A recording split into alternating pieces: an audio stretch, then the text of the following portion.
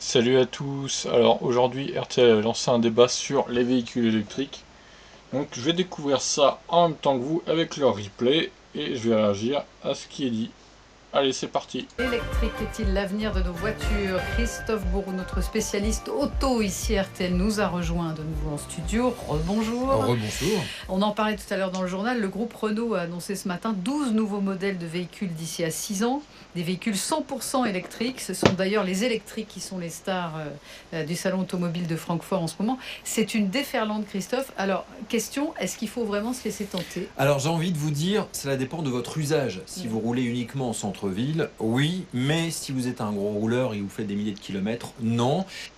Alors, ça commence bien. Alors si justement, si on est un gros rouleur, c'est quand même un avantage rouler en voiture électrique. Après, évidemment, si on fait 400 km par jour, oui, ça paraît compliqué, mais bon. Si on fait 100, 150 par jour, ça reste un gros rouleur, je suis désolé. Donc encore là, c'est ce qu'il dit, c'est pas du tout bon. Allez, on continue. Il y a pas mal d'avantages, hein. Je pense que nos auditeurs vont en parler, mais 2 euros pour 100 km le plein, c'est quand même pas mal. Vous pouvez rouler tous les jours, les jours de pic de pollution. Il y a des ristournes, voire la gratuité pour la carte grise selon les régions. Les frais d'entretien sont réduits, ça c'est pas mal. Il n'y a pas de filtre de vidange à effectuer, même si les pneus s'usent plus vite. Et puis une prime. Les pneus s'usent plus vite. Alors, je vois pas pourquoi les pneus s'usent plus vite, mais bon, enfin, sur quoi ils se basent pour dire ça, quoi.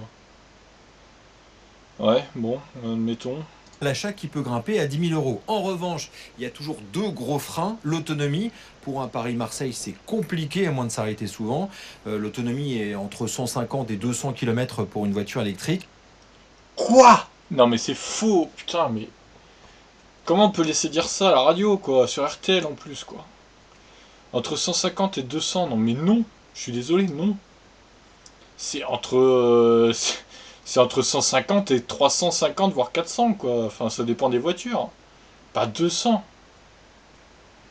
Oh là là, mais quelle désinformation, sérieusement. Putain. Bon, on continue. Avec un temps de recharge qui est quand même assez long. C'est-à-dire combien à peu près? Faut compter 8 heures chez soi, et puis sur une borne de recharge rapide, c'est une demi-heure, mais 80% de capacité de la batterie seulement. Encore faut-il trouver la borne. Et oui, il y en a que 16 000 en France pour l'instant. Ah, il y en a que 16 000, c'est vrai que c'est pas beaucoup. Hein. Faut trouver surtout des bornes qui marchent et qui sont pas prises, quoi. Puis le prix, ça reste quand même bonbon, avec notamment le prix des batteries, parce que ces batteries-là, on les loue plutôt que de les acheter. Et Quoi? Oh, putain. C'est pas possible, sérieusement, quoi. Mec, y a pas que la Zoé, hein, en voiture électrique. Hein. Je sais pas, le gars, il se base sur la vieille Zoé, en fait, j'ai l'impression, quoi. C'est quand même terrible, là.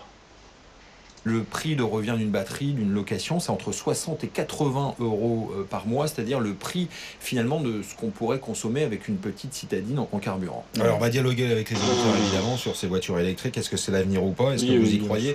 Sur RTL.fr, question du jour, vous répondiez tout à l'heure non à 53%. Richard nous rejoint depuis la Seine-Saint-Denis au 3210. Bonjour Richard. Allez, vas-y, Richard. Ravi de vous accueillir. Bonjour. Richard. Plutôt pour ou plutôt réticent?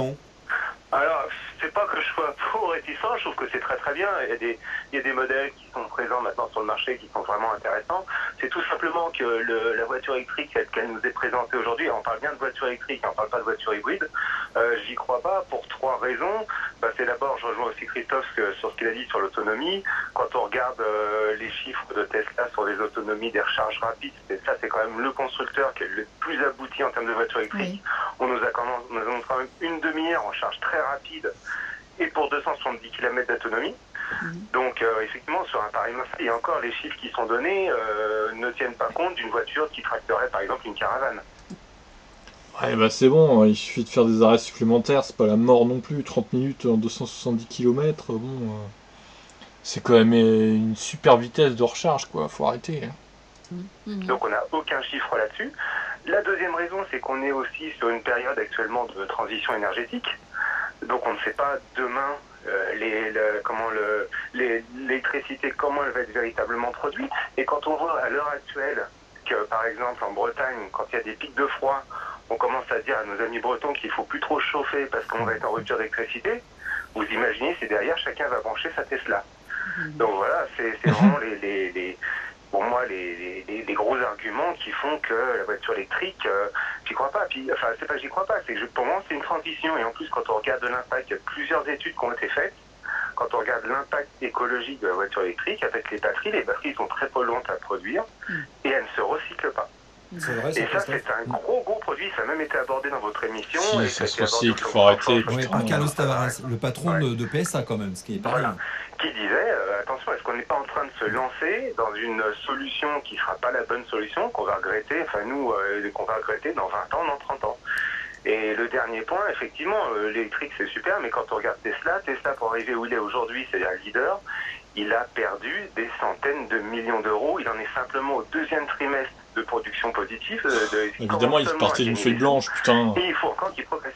Il faut encore qu'il progresse pour en être les jeunes accessibles et la technologie efficace sur des longs parcours. Même BMW aujourd'hui ne le fait pas, puisque l'i3 il a annoncé, l'i3 c'est devenu une voiture qui est hybride et il y a plusieurs tests qui ont été faits et le moteur prend le relais rapidement si vous l'utilisez, tous les éléments de confort qu'on a maintenant dans une voiture et qui sont demandés par les utilisateurs. Mais alors pourquoi Renault annonce 12 modèles électriques Non, alors Richard, allez-y, parce que vous avez l'air de très bien connaître le secteur. Ah non, je connais pas, je m'intéresse. Ils annoncent 12 modèles électriques parce que de toute façon, il y a entre guillemets, il y a un épouvantail qui est mis devant tous les constructeurs automobiles. On est bien obligé aujourd'hui de se tourner vers demain et de voir ce qui sera demain. Aujourd'hui, ce qui est vraiment développé, c'est l'électrique. Les moteurs électriques sont développés depuis très longtemps sur les voitures. Les premières voitures électriques qui faisaient sourire tout le monde, c'était des espèces de golfettes. Oui, mais vous avez l'air de nous dire, Richard, que l'avenir c'est plus l'hybride que l'électrique pur. Moi, je pense que, honnêtement, l'avenir pour moi, c'est l'hydrogène. C'est une vraie voiture. On demande à Christophe ce qu'il en parle, ce qu'il en pense. Je suis d'accord avec lui. Moi, je pense qu'en fait, il n'y aura pas une solution. Le problème, c'est que les politiques actuellement nous font croire qu'il y aura deux solutions. C'est-à-dire qu'en gros, il y aura les thermiques qui vont un petit peu rester, puis l'électrique. En fait, il y aura plusieurs solutions qui vont s'adapter aux besoins de chacun. Et l'électrique, ça correspond à un besoin qui est dans les centres-villes. Mais si vous habitez en dehors des centres-villes, non, là, c'est l'hybride. C'est-à-dire que, par exemple, vous roulez à la campagne et puis après vous allez travailler en centre-ville, ça c'est parfait. Mais l'électrique pure toute seule, non, ça j'y crois pas. Ça sera une partie des ventes mais pas entièrement. Christophe Bourreau qui nous accompagne dans Autoradio et on se penche sur les voitures électriques. Est-ce qu'il y a de l'avenir en la matière? On a écouté Richard très longuement et on le salue. Il peut rester avec nous puisque Vincent va prendre la parole dans un instant depuis Tours. Lui il a 2 voitures électriques, donc son expérience, son vécu juste derrière ça et vos appels, vos témoignages au 32. Stéphane Carpentier. Christelle Non, 39% à penser le contraire. On en parle aussi au 3210 et sur la page Facebook, notre page, les éditeurs ont la parole, Laurent. C'est bien ça. Eh bien c'est oui, mais à plusieurs conditions pour Valentin, seulement quand ces véhicules auront une autonomie suffisante et le plus possible de stations de recharge. Aline s'interroge, il faut m'expliquer, certains veulent supprimer les centrales nucléaires et en même temps, ces mêmes personnes nous affirment que les voitures électriques sont l'avenir. C'est un énorme non-sens. Pour Lordan, c'est non aussi à cause de la batterie qui n'est en rien écologique. Mais Sophie, sur la page Facebook, milite pour la voiture électrique à 100%. Cependant, nous dit-elle, j'ai une crainte, je suis non-voyante et je trouve ces voitures trop silencieuses. Les constructeurs devraient se soucier de cet aspect car cela risque d'être très dangereux. Alors, ça, c'est vrai. Il faut maintenant avoir l'avis des aveugles. Des États-Unis avec les non-voyants qui ont porté plainte. Et maintenant, tous les constructeurs mettent des bruits, rajoutent des bruits sur les voitures électriques. Alors des fois, c'est une espèce de petite soucoupe volante, le bruit bzzz. Mais en tout cas, maintenant, c'est la norme. Et heureusement, parce qu'effectivement, quand on fait des manœuvres, on n'entend absolument pas. Vincent nous rejoint depuis Tours, comme promis. Bonjour à vous, Vincent. Bonjour à tous. Bonjour. Donc 2 voitures électriques, c'est ça? Oui, c'est ça. J'ai une Zoé depuis 4 ans et demi et une Tesla Model S depuis 18 mois. Oh, la Tesla. Totalement converti. Alors oui, totalement. Vous roulez beaucoup? 30 000 km par véhicule. Alors, expliquez-nous pourquoi. Zoé, ancienne génération, c'est-à-dire avec une autonomie plus réduite. Ah oui, mais ça suffit pour le quotidien, pour aller travailler. Bah, évidemment. Ma femme, elle l'utilise, elle fait 50 km, elle revient, elle rentre à la maison. Et on charge la voiture le soir ou dans la nuit. Et la Tesla? Et la Tesla, c'est pour voyager. Moi, je l'utilise pour mon travail et pour voyager en famille. On est 5. Bah évidemment. C'est impeccable pour voyager. Vous traversez toute la France? Ah, bien sûr. Et comment vous faites pour recharger alors? Parce qu'on en parlait tout à l'heure. L'autonomie, c'est super combien? rechargeur pour Tesla. C'est-à-dire qu'elle est Tesla, c'est 300 Super rechargeur, putain les mecs. km de vitesse autoroute. Minimum. Moi, j'ai un modèle de base. Les plus gros modèles, ils sont à 450 km. D'accord. Donc, vous voyez, vous pouvez faire un Paris-Marseille, vous arrêtez 2 fois. Donc, on s'arrête pas le déjeuner. Surtout quand vous avez des enfants. Vous faites 2 à 3 heures de route suivant les conditions. Vous faites votre pause, vous mangez, vous détendez les enfants, la voiture charge, vous partez. Vous trouvez des bornes facilement? Oui, putain, si Tesla, il y a des superchargeurs partout en France. Oui, Tesla a développé des superchargeurs sur tout le territoire. Merci, quoi. Voilà, ça c'est Tesla. À Parce partir que... de la fin de l'année, Tesla, vous pouvez traverser l'Europe du sud au nord ou d'est en ouest. Christophe. Tesla a eu l'intelligence de développer le réseau de recharge en même temps que la vente de ses véhicules. Non mais c'est vrai, mais ça concerne Tesla, donc très peu de véhicules. Mais pour le plus grand Très peu nombre... de véhicules, mais Tesla va sortir la modèle 3, qui va être abordable pour un très grand nombre à partir de l'année prochaine. Elle arrive en Europe. Alors, abordable, bon, ça reste quand même 40 000 euros, quoi. Faut pas se mentir. Il y a plus abordable, mais bon, c'est moins cher, c'est vrai. Oui, On est peut comme à parler 45 du 000 prix, euros. voilà, parce que abordable c'est 45 000 euros. Ouais, la Tesla... Alors, 35 000, à la base, 35 000. Non, mais c'est pas ce trop cher. que les gens n'ont pas compris, c'est comme il n'y a pas d'entretien sur un véhicule électrique et qu'il n'y a pas de frais du carburant, sur le temps, un véhicule électrique est nettement moins cher qu'un véhicule thermique. Alors il faut Oui, rouler c'est beaucoup, vrai. c'est ça le paradoxe, il ne faut pas le faire Bah, que des petites le trajets. beaucoup, c'est à partir de 20 000. Et Alors, puis, autre chose que vous ne parlez pas, c'est que le gain écologique est énorme. Vous Christophe. ne répandez plus de particules. Vous n'avez plus de pollution d'eau, vous n'avez plus de pollution C'est vrai. sonore, vous n'avez plus de pollution pour les poumons. Oui, Et il y a ça, quand même c'est un un problème gain- de batterie. Il y a quand même un problème de Non, mais batterie. c'est un un gain problème de production économique électrique. énorme pour toutes les villes. Non, mais c'est un modèle de société. Soit vous voulez préférer prendre les gens malades et on dépense des millions d'euros pour les soigner, ou on rend plus les gens malades et on investit sur la transition avec des batteries et de l'énergie renouvelable qui alimente ces batteries. Christophe. Il faut comprendre, c'est pas du tout expliqué. Voilà. non, Vincent a raison, simplement il y a aussi, c'est pas 100% vertueux, et puis il y a aussi tous les frottements dus aux plaquettes de frein qui sont aussi émis. Ah, on a retrouvé Christophe d'Automobile Propre, évidemment, avec les trucs de pneus et tout. Putain, c'est pas vrai. Évidemment, mais tous les véhicules c'est ça alors, mec, hein, désolé, mais même les vélos, alors quand on freine, il y a poussière de carbone, hein. Prise de pas mal de Putain. particules dans l'air. Voilà. Voilà, merci Vincent, vous êtes pro-électrique, on l'a bien entendu. Merci de nous avoir fait partager Ouais, tout ça d'accord, dégage, depuis quoi. Tours. On a Christiane qui nous rejoint, Oh, auditrice de Christiane. Valdoise. Bonjour et bienvenue Christiane. Bonjour équipe. Bonjour, converti vous aussi. Oui, converti depuis 1 an et demi. C'est bien, Christiane.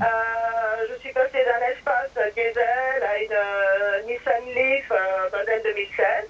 Oh, Nissan Leaf, bon. La Nissan Leaf qui est la voiture la plus vendue au monde, voiture électrique. Hein. Exactement. Ouais, si tu veux. En fait, je m'y intéressais beaucoup plus puisque par mon travail, l'émission que j'avais qui était de la gestion d'un parc de véhicules.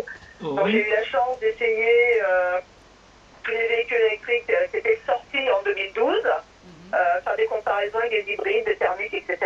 Et puis déjà à l'époque, la Nissan pour moi remportait un petit peu la palme, parce qu'en plus, voilà, tous les matériaux sont récupérés, du recyclage, donc voilà, c'est aussi très important. Oui. Il y a 1 an et demi, on s'est lancé. Et puis, bah, super, parce que c'est une conduite hyper confortable. C'est puissant, entre guillemets, c'est que ça répond. Les passages de vitesse se font tout seuls, c'est en boîte automatique. Il n'y a pas de Il y a du vitesse. répondant, et en même temps, c'est une conduite qui est hyper agréable. L'autonomie, bon, c'est 250 km officiels, en réalité 220, parce que voilà, il faut décoter à peu près 30, quels que soient les modèles. Et voilà, moi je fais 130 km par jour aller-retour pour aller travailler. Et vous la branchez tous les soirs. Et je la branche tous les soirs à une borne. Alors initialement, pendant 1 mois, elle a fonctionné avec une prise domestique. Effectivement, elle était sur entre 8 et 10 heures de charge. Et puis on a installé une borne avec une prise en charge partielle du constructeur. Et on charge à peu près 6 heures, 5 heures, je recharge.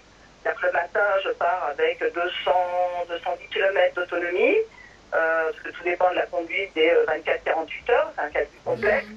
Et puis le soir, on revient entre 35 et 40 km/h. Voilà, toute contente en tous les cas, vous êtes ravis et génial, c'est le mot qu'on retiendra de cette séquence consacrée à l'électrique et aux voitures électriques. Merci à vous Christophe Bourreau. Merci. Tous les vendredis à 13h30, on parle voiture avec vous. Vous Ah, pouvez putain, prolonger le c'est débat vite fait, évidemment hein. sur notre page RTL, Facebook.